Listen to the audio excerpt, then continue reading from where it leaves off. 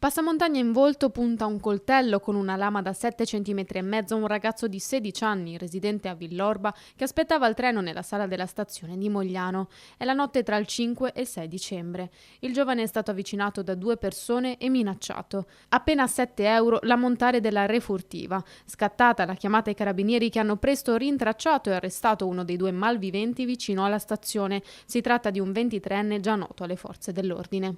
Un episodio abbastanza grave perché comunque mette in luce la pervicacia con cui questi due soggetti abbiano preteso e poi ottenuto il maltolto. Siamo riusciti nel giro di poche ore a trovare i soggetti, anzi a trovarne uno e a fermarlo con il passamontagna e il coltello, e in queste ore stiamo già identificando anche il suo complice. Durante la perquisizione personale sono stati rinvenuti e sequestrati infatti un passamontagna, un tagliacarte, una lametta da barba e un bilancino di precisione, fondamentale la testimonianza della vittima. Intanto proseguono le indagini per identificare il complice e verificare eventuali responsabilità a suo carico. Nei dintorni della stazione intanto aleggia un senso di impotenza e paura e si alza la richiesta di inviare più pattuglie a presidiare la zona.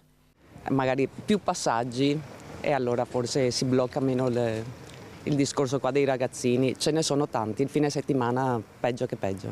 Per quanto piccoli siano, quando sono in gruppetto sono tanti, e chi deve chiudere come noi 9, 9 e mezza alla sera, insomma non è sempre così facile.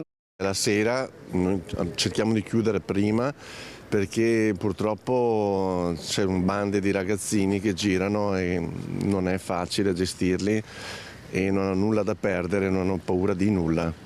Stiamo veramente, come dicevo prima, mettendo in campo un dispositivo abbastanza nutrito e rafforzato rispetto a quello che è l'ordinarietà, per poter poi garantire la sicurezza di tutti i cittadini e anche dei luoghi frequentati dai giovani.